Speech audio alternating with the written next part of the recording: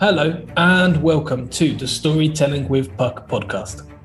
We will, as always, start with a story. Writers are an isolated bunch. We hide away in dark holes with only our laptops for company, and usually an assortment of coffee mugs and empty chocolate wrappers, or maybe that's just me. It doesn't matter if you're writing fiction, non-fiction, memoir, or a children's book. You will often find yourself alone. That's with your thoughts, with your characters, and with your research.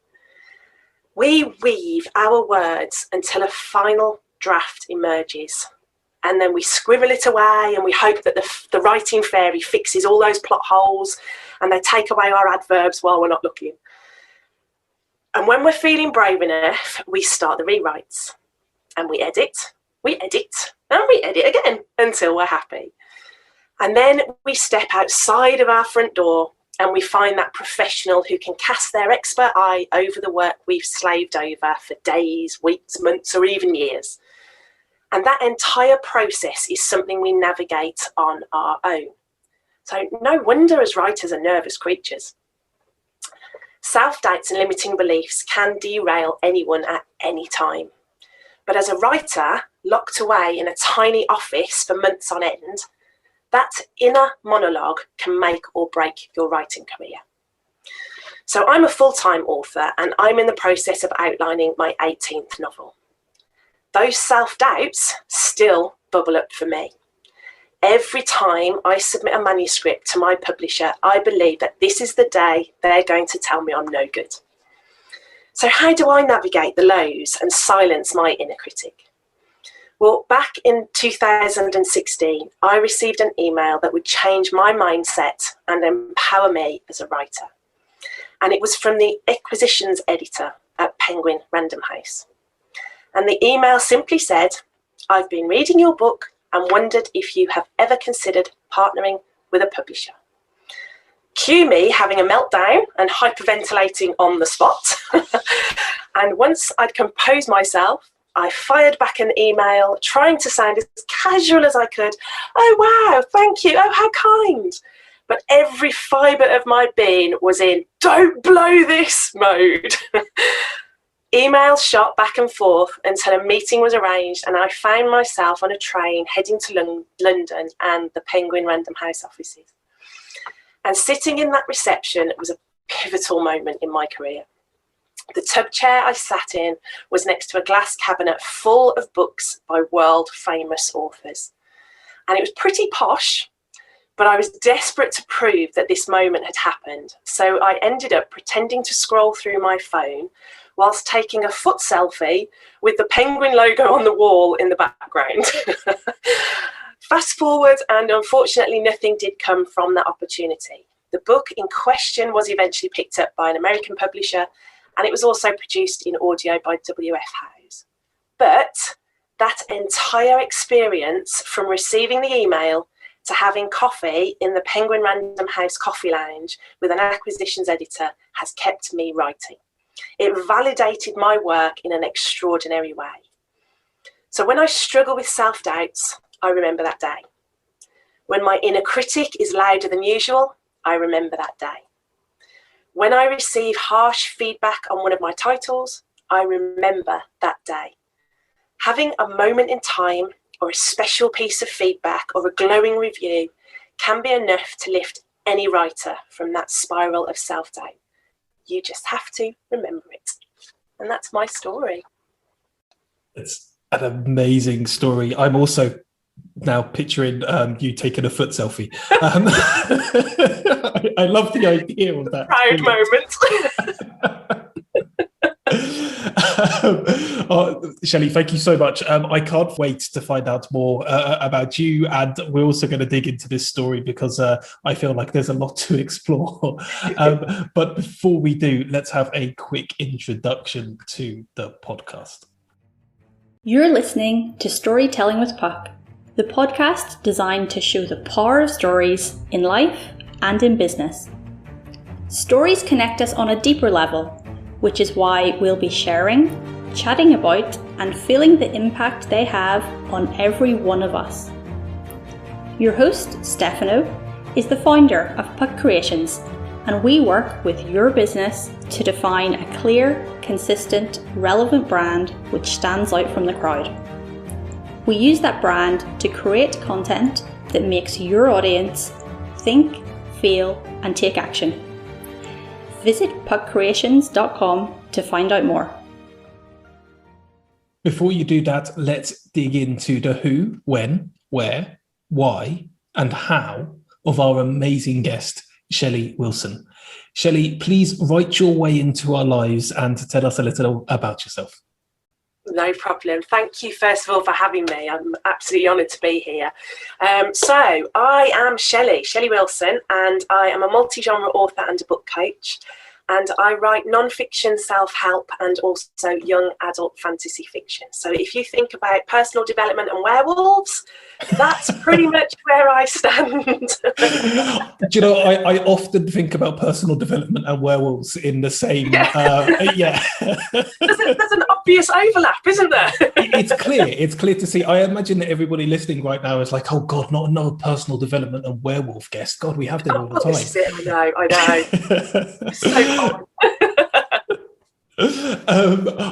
So that's a great introduction, and it's amazing to. We were talking just before we hit record about the fact that we've never actually met before, yet we feel like we know each other because of the sharing of stories and how we've gotten to know each other via networking and LinkedIn, etc. in the past. That's it, yeah, the beauty of social media.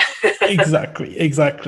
But just listening to your story this morning and starting to discover a bit more about you and kind of some of your different sides of your life and how your personality shines through, I was really loving the moments, as we really kind of touched on the foot selfie.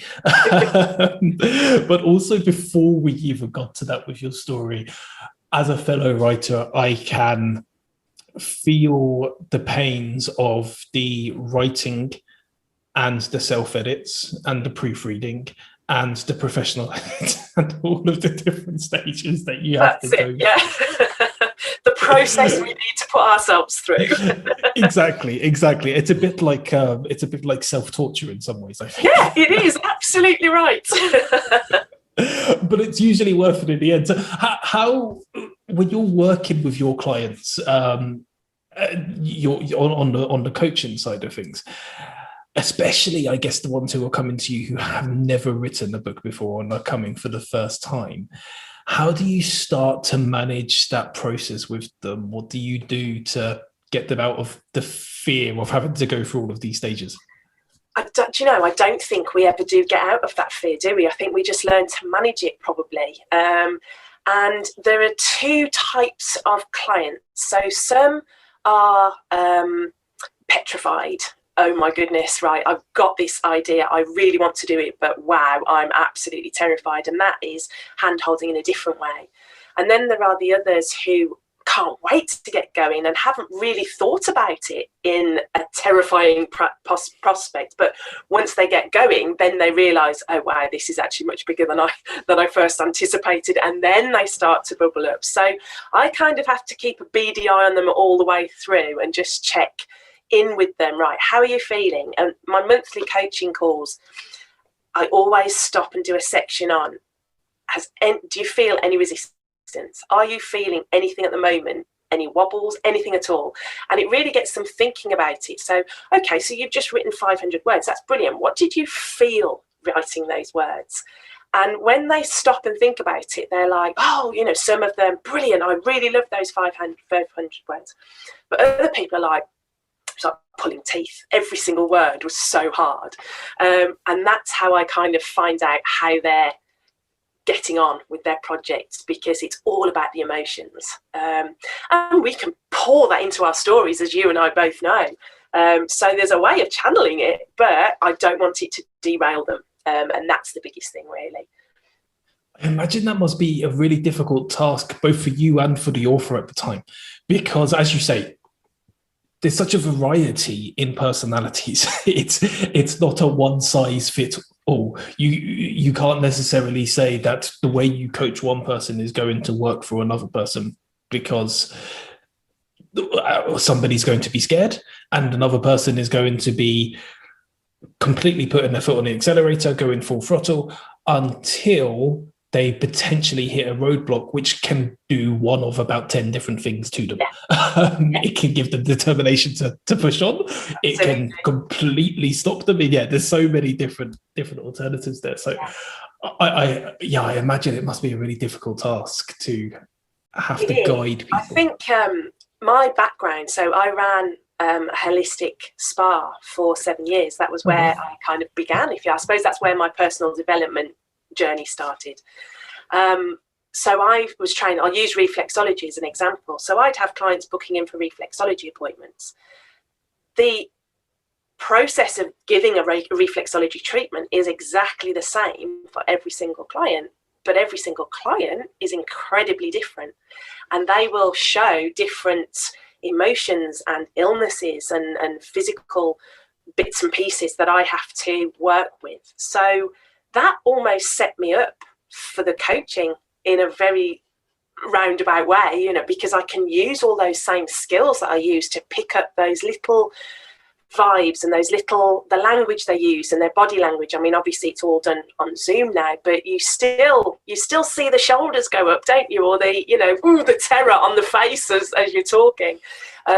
So I think my skills have transferred from one industry to another, but they've really set me up to help, which has been an eye-opener for me, really. I imagine when you're talking about transferable skills, we've had a couple of guests on actually in the past who have come from industries which you would never expect to have anything to do with the industry that they're currently in. And some of them have actually moved across, like yourself, into writing or into coaching. I came from a sales and marketing background and moved across into writing, and I still do sales and marketing, but it's a different way of doing it now. But what are your thoughts on the importance of having a variety of different backgrounds and experiences in your life that aren't all necessarily, channel tunnel one way of thinking? I think it's massively important. I think a lot of the times when I do talks, my opener will usually be, I've reinvented myself more times than Madonna, but without a cone bra. And that's me all over. At 16, I was cleaning toilets in a local hotel. At 18, I was waitressing. I've worked in bars. I've been a turkey plucker over Christmas. I've done... I'm not going to let that one go, by the way. Tell me some more and we'll come back to that. I thought I'd got away with that one then. There are so many things that I have done in my life that I use in my stories, not just how the experiences or the skills, but also the characters I've met, the people, the situations. Every single day of our life is a learning experience, and it's something that we can use wherever we end up, whether that is in our storytelling or a different industry or whatever, or to pass on to our children as well. That's a great point. That really is a great point. So when you talk about passing all of this onto your children and the different characters that come into your life, or passing it on, as you say, to the industry that you moved into, which bit of the turkey are you passing on?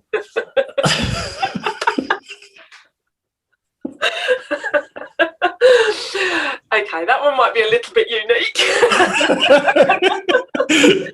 I'm genuinely interested though. What was turkey plucking like?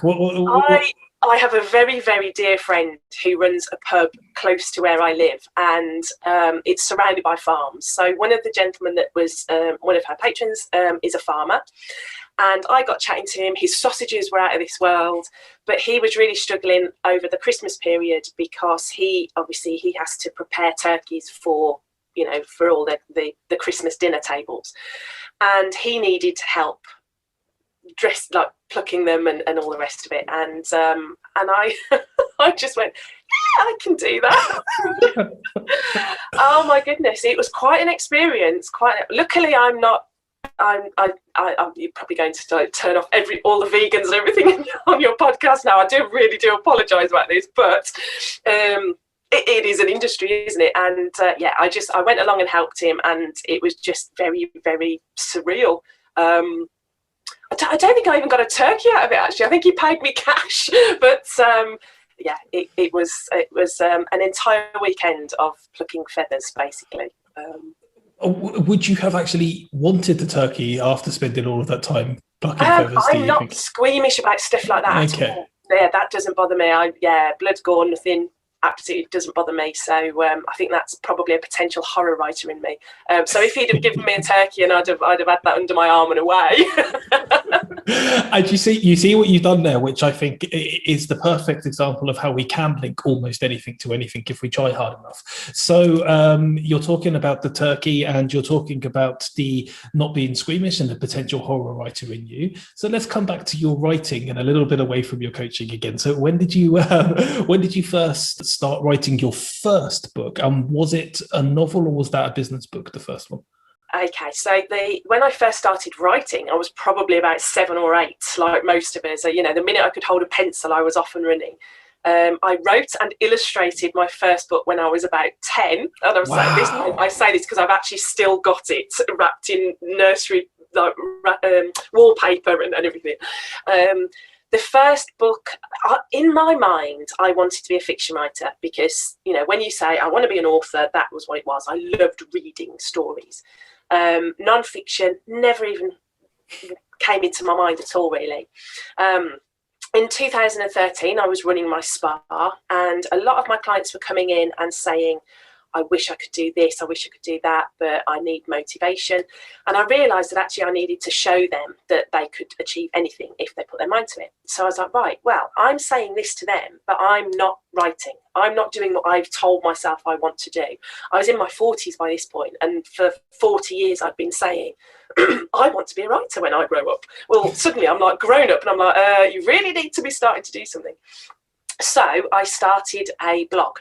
So the 1st of January 2013, I started writing a blog, and I'd set myself 52 New Year's resolutions. So I had one for every single week of that year. And the whole process of it really was everything that I did, all the tasks I did were to show my clients, right, if you say you're going to do something, you've got to do it. Whether you fail or not, you've just got to commit. So that was part of it. The other part was for me to find a regular writing routine, and blogging weekly was that helping hand. So this carried on.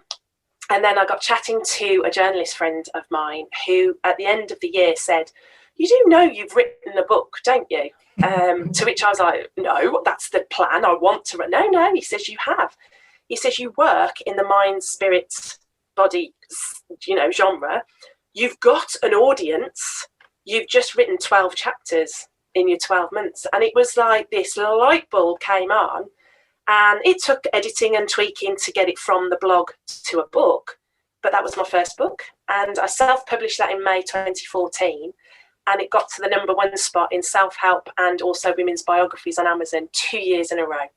Wow. And it had never been on my radar, non-fiction. I just hadn't even thought about it. But it resonated. Amazing. I am very honest in my personal development. So if I fail, I will tell you, no, didn't manage to do that. This is why, life took over. I'm a single mom. I've got 3 kids. This happened, that happened. Actually, I couldn't be bothered. All of those things. I was very truthful. And the messages I was getting from readers across the world then were, I relate to this. This is totally me. And I loved it because I had loads of people telling me that they were starting blogs and they were doing their own challenges, which was just wonderful.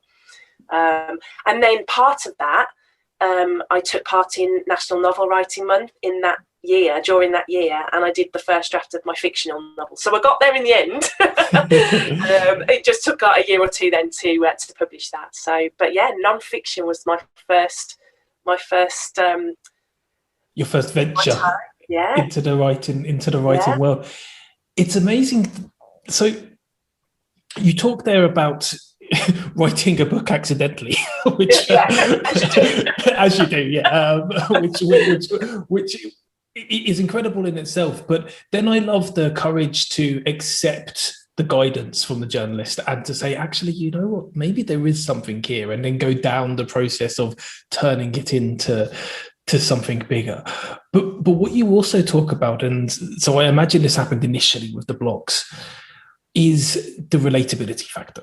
The fact that you were not only sharing what you genuinely believe to be true and what you kind of, you know, as you say, the times, I think some of the best things to share are sometimes the times where it's not because somebody else did something wrong. It's not because, you know, time wasn't on your side, etc. It's not because there were all these challenges. It's because you just couldn't get motivated and you couldn't be bothered. Because we've all had that. I mean, come on, tell me one person who hasn't, other than maybe Cristiano Ronaldo. He seems to always be on, but other than him, I feel like we've all had those moments. So I love the relatability factor. But without even, I apologise, I haven't actually read the book, but without even having read the book. You're my target audience, actually, so I'll let you off with that one. Hey, you can still reach other people with the book, but what it seems that you were describing is that with each of those blogs, and then when that became a fully formed book, you were sharing a story. Now, something that I find interesting when people talk about the differences between fiction and non-fiction is that people often think of fiction as stories and non-fiction as facts bundled together between the pages so that you can gather information. Not true at all. I was going to ask, what's your thoughts? What's your thoughts on stories and their use in business? And there are so many stories in non-fiction. I mean, a lot of the people I'm working with in my coaching, they write business books for their industry, but they're using their experiences, their isms, their language, how they connect with their customers and clients to share that industry tomb or whatever, you know, and all those processes. Case studies, when you think about any business who has a case study, it's a story. Yeah. Yes, okay, it's social proof or whatever you want to think about it, but it is a story. The world turns through storytelling, and bringing that into a non-fiction is where you really engage with your audience. There are a small portion of people who love the whole stats and figures and all of that because they're wired that way. I love a good statistic, I must say, but I prefer to hear how that person has navigated that and found the solution, and that will hopefully resonate with the reader. And if it is through the power of storytelling, then it's more powerful, definitely. It's interesting that I think it's something like, let me get this right, 33% of statistics are made up on the spot. And so I don't know. Yeah, exactly. But no, I think what I find really interesting with the whole, there's often a fight, you know, stats versus stories. And for me, it's not about having a fight between the two of them. For me, it's actually incorporating stats into your stories, because people do remember statistics, but not often when they are presented as statistics.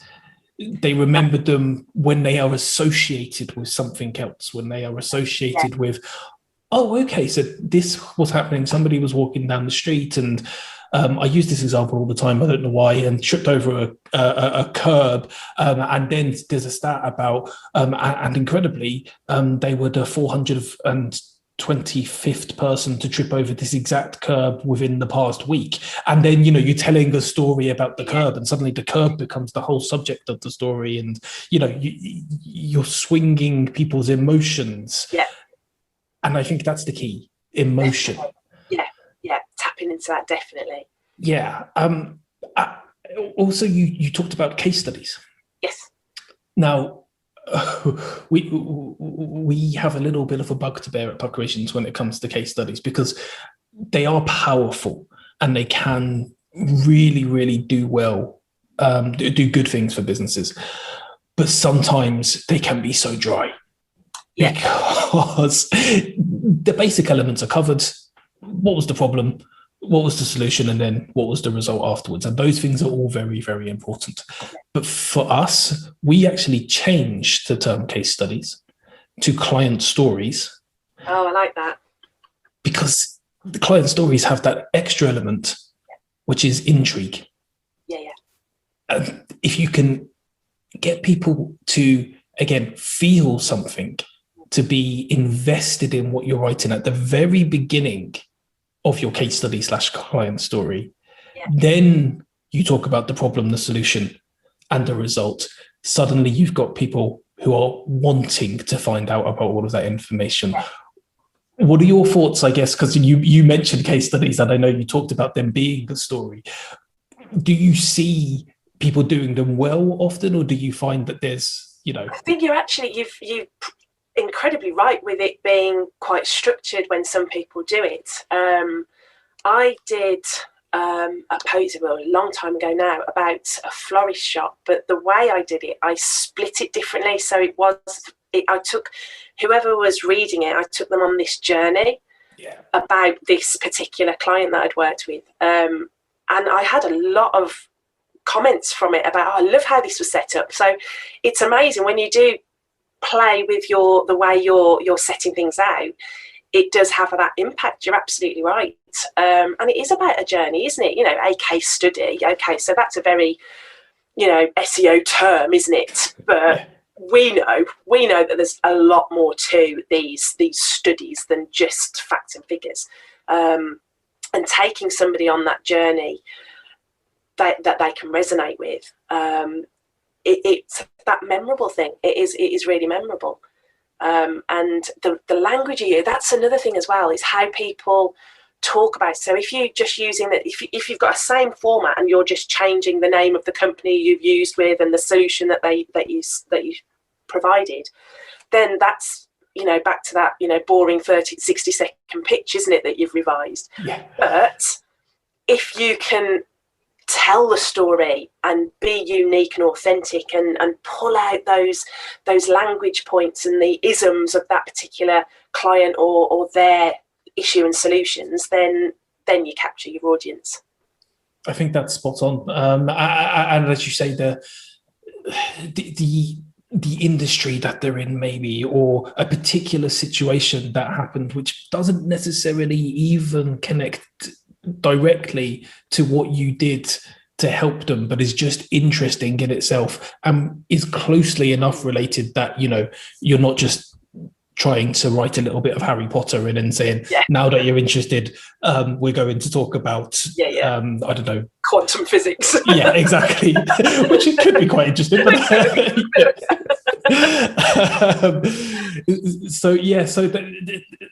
there's, with everything that you're describing there, I think this then links back, in my opinion, to some of the lessons that we can learn from fiction to use in non-fiction. But interestingly, as you said, your first book was non-fiction, but then within that period of time, you joined the writing month and you started writing was this now your second book where you started writing? Yeah, okay, so your second book was fiction. Yeah. And that was the first of a trilogy. Okay. And so you mentioned earlier the fantasy genre. Is this what this was in? Let's escape for a moment, but not into the world of fantasy just yet. Oh no. So far, everything you have been listening to has been taken directly from real life, but the stories are as powerful as any fiction.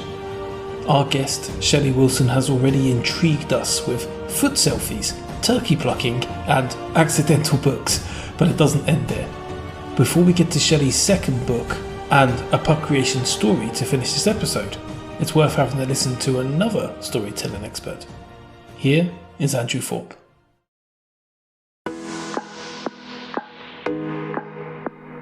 We're all in the persuasion business, whether that's pitching to a potential client, selling ourselves in a job interview, or convincing a teenager to tidy their room. How we frame our message and how we deliver it makes all the difference, and this is the theme of my podcast, Leaning Forward. I'm Andrew Thorpe. I'm a speaker, a trainer, and a storyteller. and I'd love you to tune in to our latest episode. Yeah, I absolutely adore fantasy fiction, but I love young adult now. As you can clearly tell, I am not a young adult. I don't know what you mean. I can't tell that.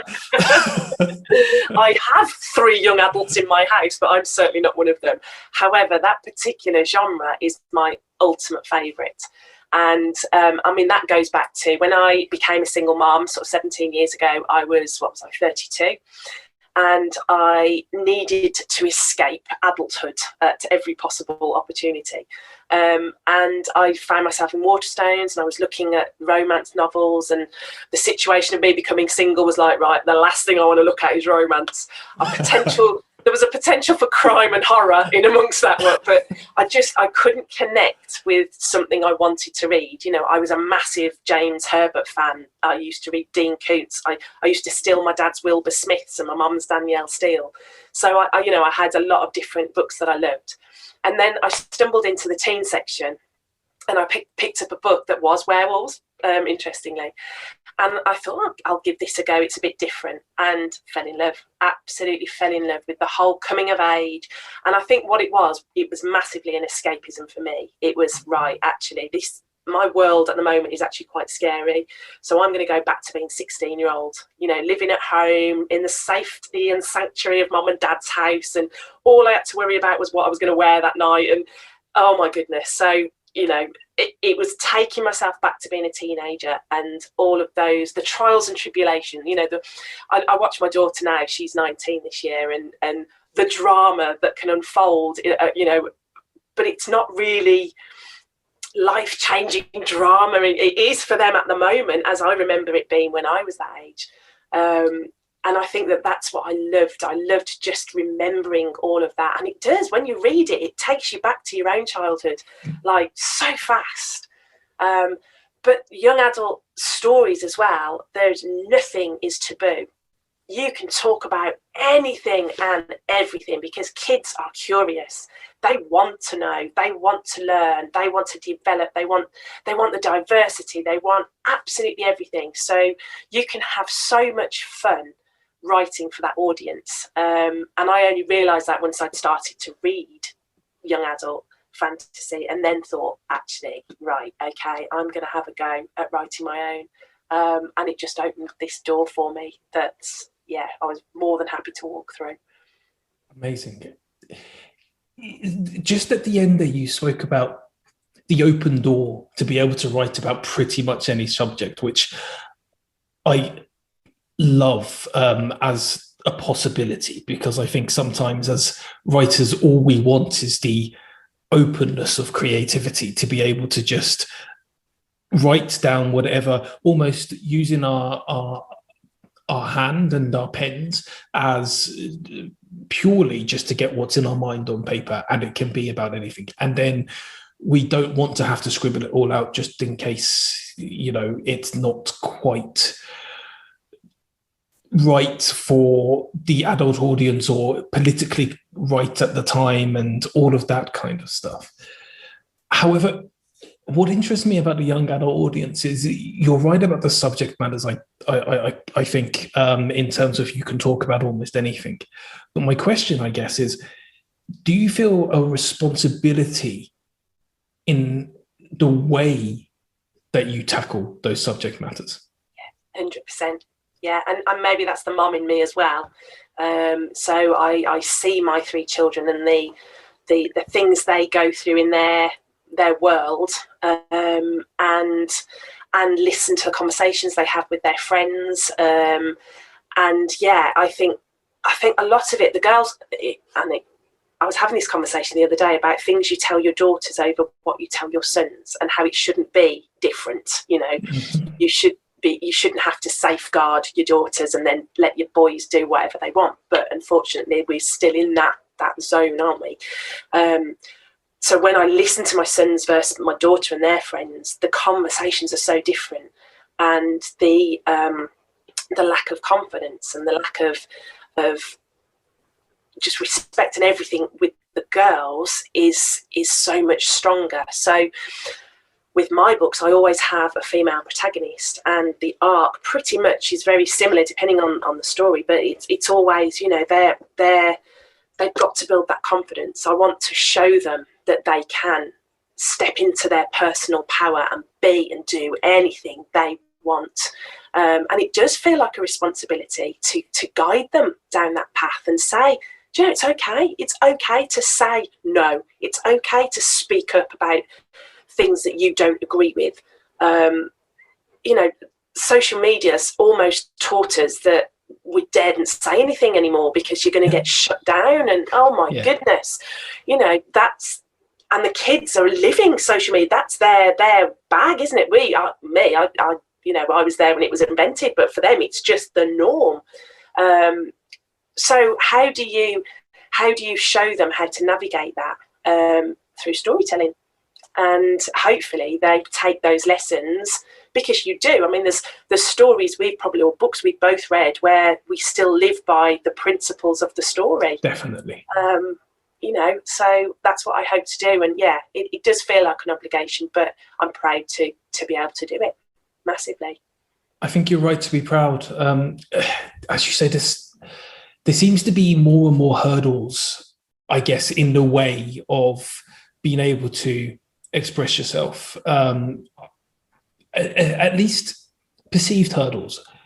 There's a question about whether or not the hurdles are actually there, or whether or not there's something that we put in front of ourselves because of, I guess, the fear of reaction, but sometimes the question of whether or not the reaction of certain people is important is something that's very, very hard to navigate, because if you have a wave, a tribe of people who are going in one way, to be able to counter that, and it takes a lot of bravery, it takes courage to be able to counter that and to put your point of view out there. It's teaching kids to think about their safety at all times, isn't it? You know, to feel safe, and just own that and understand that they have options. And that they don't have to be herded down a specific route if they don't want to. Yeah, I think that's amazing. The fact that you're thinking about these things when you're writing, I think, is so important. And as you say, the fact that you're using stories to show the possibilities of what can be done and what can happen. Because going back to the conversation we had earlier about facts versus stories, I think one of the big things that you see on social media, but also in life, is that people enter a debate, which can sadly often turn into an argument. I think they're two slightly different things. And when as soon as they start talking, they throw a fact out, or they say, I'm right because this is my opinion. And that can sometimes win you the argument. But quite often, it's not necessarily about winning the argument that matters. What matters is being able to explain your point of view in a way that enough people will listen, that they will understand it, empathize with it, and some will agree, some will disagree, but they might be able to put yourself in their shoes. And for me, that's where stories come into play. What are your thoughts on that?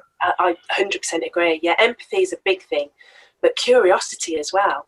Yeah. Why do we have to be on one side or the other? You know, why can't we actually debate and talk about it and go, do you know, I don't agree with you, but I'd never thought about it like that. Thank you for opening that up for me. I am an eternal student. I could happily go to college like forever and learn something new every single year. I'll come with you.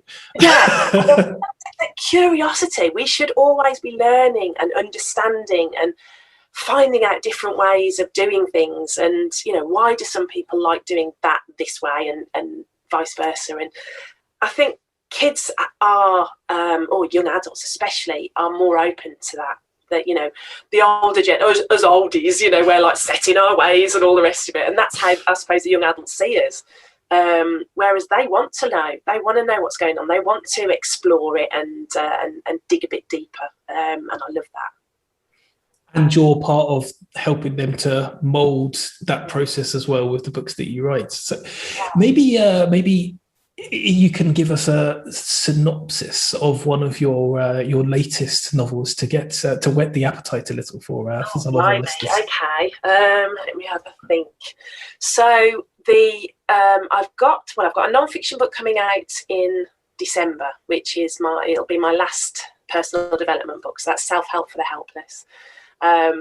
But the book after that, which will be coming out hopefully next year, is called The Last Princess. And that was something, so that's young adult, but it's Vikings. So it's almost history rather than fantasy. And it's something I'm fascinated. Tudor history, Viking history, anything like that absolutely fascinates me. And I did, Ancestry.com, where you can trace your lineage and all the rest of it. But I did their DNA test, and it came back where I was 38% Scandinavian. So for me, I was like, right, wow. I want Viking. I was a shield maiden. I'm going to take that and I'm running with it. I don't care what it actually means, but that's it. So it was like, for me, it was the storyteller in me was like, oh wow, I'm going to have fun with this. So that was what made me think about writing a Viking novel, if you like. So the protagonist is Edith, and she is a princess. And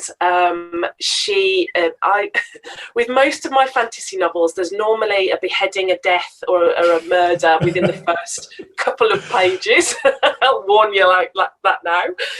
So she loses her family very early on, and ends up being taken. They think she's a slave. They take her away, and she ends up being taken off to Viking territory. And the story itself is about loyalty and family and friendship and standing up for what you believe in. So her crown, if you like, was taken away from her by the enemy, and so she has to work out how important that is for her, who can help her get it back if that's what she wants, and how she can find that strength to avenge her family.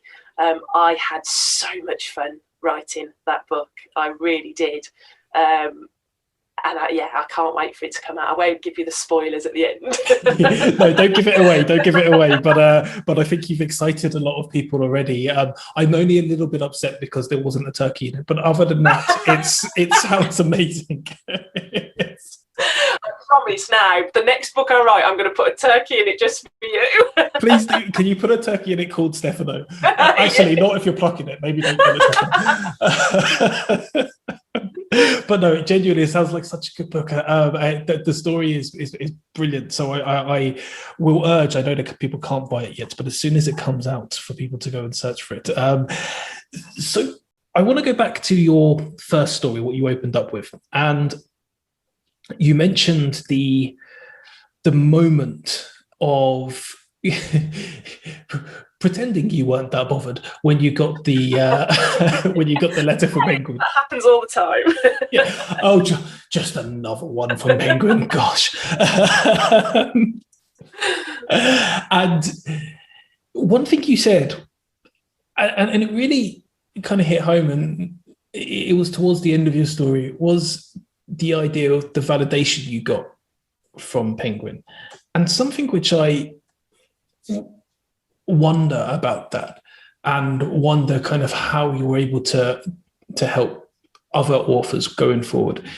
So that was an external validation that was coming from the outside, and it's now something that, as you say, it's a moment that you look back on, and it helps you to go, yes. For people who don't necessarily have that kind of level of external validation, for some people who are just starting out and don't have it at all, yeah.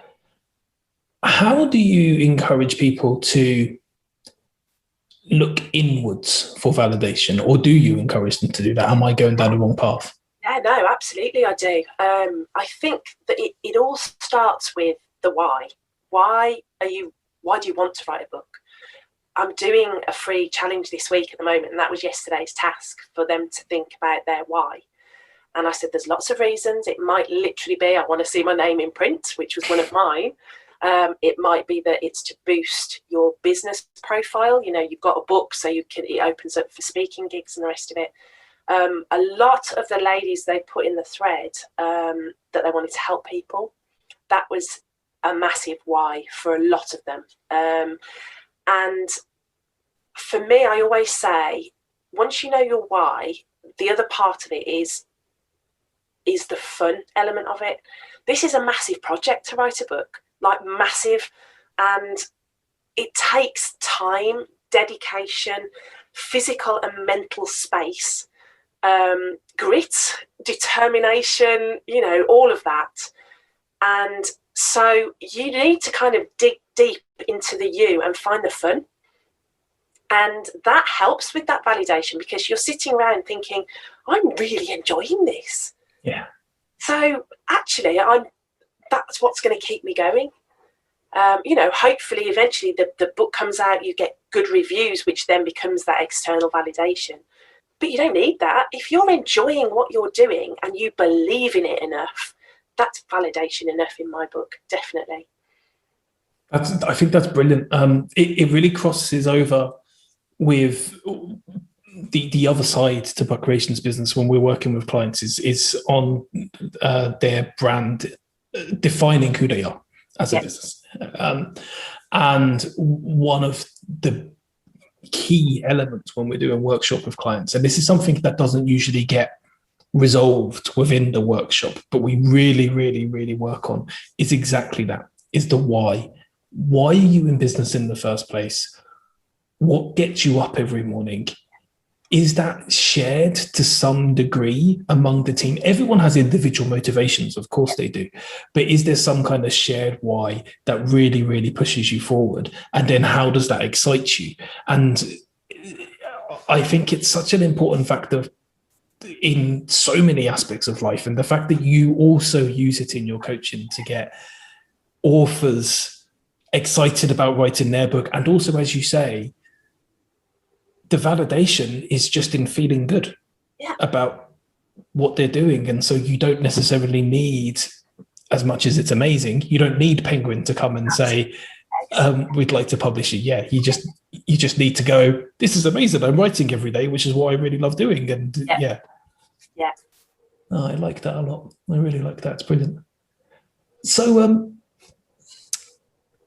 we've touched on the writing career and the stories, and we've touched on all of the kind of moments that you've had, which you shared in the blog and going on to the non-fiction where you said you couldn't be bothered. But something that I don't think we've talked about enough yet is how often you've been embarrassed and why. Too many to mention. There's one specific story which I'm remembering from when you wrote for the Storytelling with Puck Initiative, but you can tell any story you want, just as long as it's embarrassing enough for us to all have a good. There's far too many. There really are far too many embarrassing moments. This was me. Multitasking is, I think, well, I'm a Gemini as well, so I always have to do 30 things at once, which is probably not a good idea. But this particular day, I had my computer on and I had about 50 tabs open, as you do, flitting from Facebook to Instagram to your emails to all sorts. And back then, my publisher they sent me a message through Facebook Messenger. So I had Facebook open, the little messenger tab was open at the bottom, and they were asking me for a picture that's like an inspiration. So when I write a book, I make a mood board, a bit like a vision board, and I put all my character inspiration onto it. So I was kind of telling them about this particular picture, and they were like, oh, send it to me. And I was like, okay, I just need to find it. But I'd left the little tab box open. So I then went off. Well, you get distracted, don't you, once you come off one tab and go into another. So I then started to open pictures and all sorts. So the tab was growing and growing. And then an email popped up from my personal trainer saying, we're waiting on your next week's pictures, because I was doing the Joe Wicks 90-day, whatever it was. And you don't weigh yourself in that. You have to send progress photos in. So I quickly had a look at the photos going, oh, I did take them. Yes, right. I need to send this one to the email, and I double clicked to open it to check it was the right one, which inadvertently then sent a picture of me in my bra and pants to my publisher. I have never Googled how to take a picture off my Facebook Messenger so fast in my life. It's never been mentioned.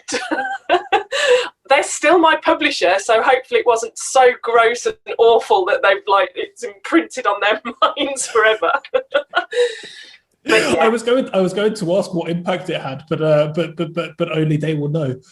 Yeah, well, this is it. They never said anything, so it must have been so horrific that they didn't want to talk about it. Also amazing. Don't think in such negative terms. But yes. Oh my goodness. Yeah, thank you for bringing that back to memory. It's all right. I had a good laugh about it when you first shared it, and I thought it was only fair that everybody else could have a good laugh. Well, after the sheer panic of it happening, later that day, I did actually put on Facebook, "You're not going to believe what I've done." And I had people messaging me privately with just a row of crying face emojis, and "You've just made my day." And all my author friends were like, "That is just genius, absolutely hilarious." So yes, it was quite a moment. Absolutely brilliant. I'm not going to share an embarrassing story with you. Oh.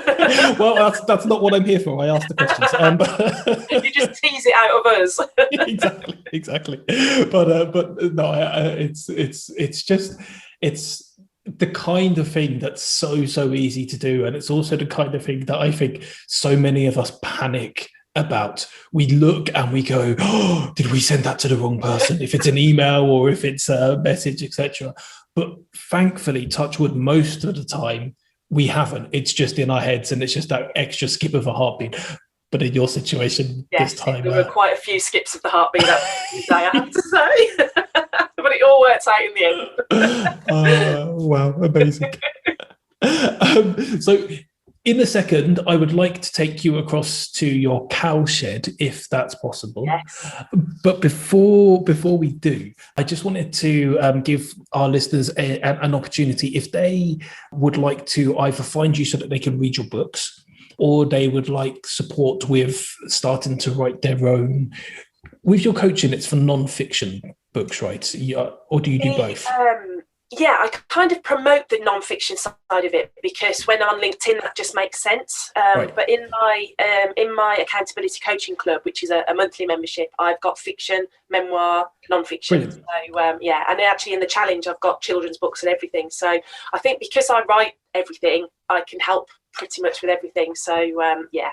Yeah, I think, as you say, you've been there and done it, so you can support people who are now absolutely going there and doing it. So, okay, fantastic. So if people want that support, where can they find you?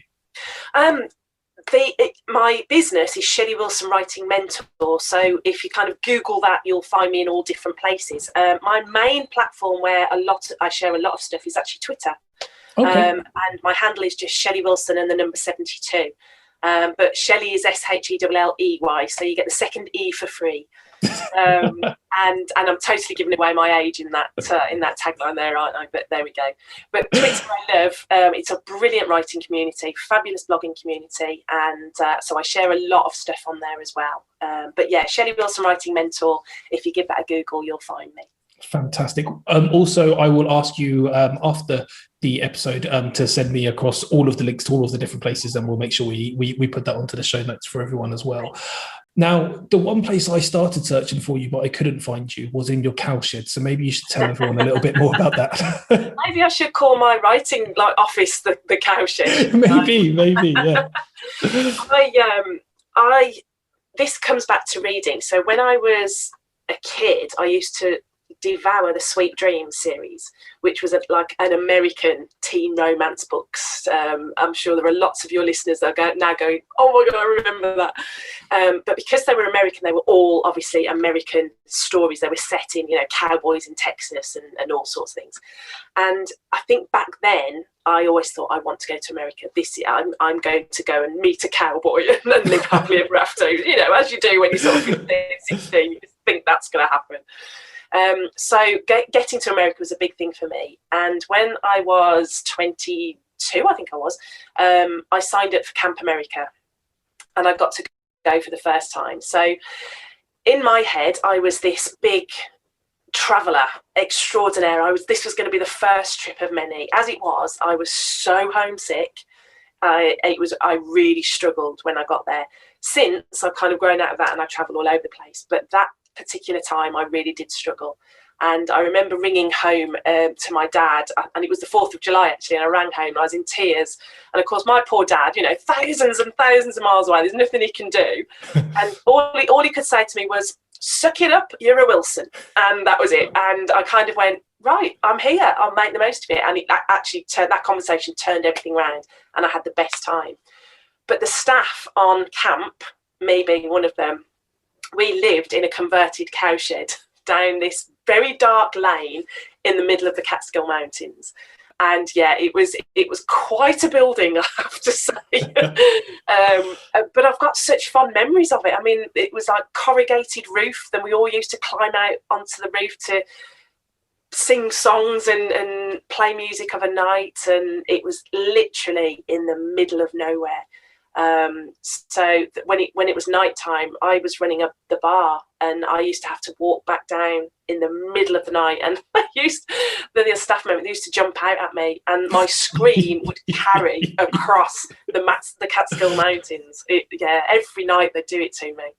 But so my converted cowshed was the most unbelievable building to house staff in, but I have fond memories of it. Absolutely wonderful, as has this whole conversation been. I think we've talked about turkeys, we've talked about cowsheds, we talked about werewolves. We've then got onto the serious business of writing and coaching, and that in there. we had to add some. We can't be all levity. But genuinely, it has been such a pleasure to have you on as a guest. I've loved every minute of it. Thank you so much, Shelley. Thank you so much for inviting me. I've loved talking to you. Well, like you say, we feel like we've known each other forever, don't we? So yeah, exactly.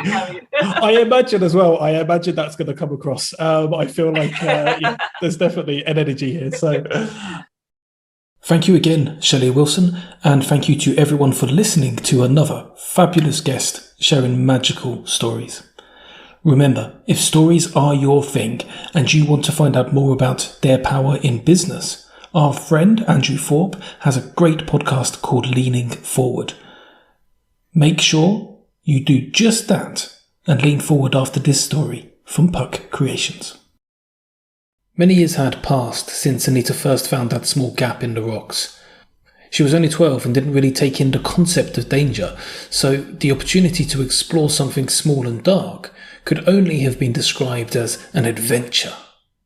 When her mum asked her about all of the scratches on her arms and legs, she said she had fallen from a tree. She didn't know why, but she didn't want to tell the truth. She didn't want to give away her newfound secret. It was, after all, like nothing anybody had ever seen before. Through a hole just about big enough to crawl into, Anita saw the most magnificent cave, lit completely by nature. A million small gaps had created the space for the sun to shine, and shine it did. Upon a library of more than 100,000 books, each one calling out to Anita to read. As if that wasn't magical enough, Anita was transported, literally, into the scene of each colourful creation. In front of her eyes, the narrative would play out with every page that she turned. Dragons would fly, spaceships would land, love would ignite, and sometimes everybody would fight. These books, fictional that they may have been, had become a reality for this child of imagination.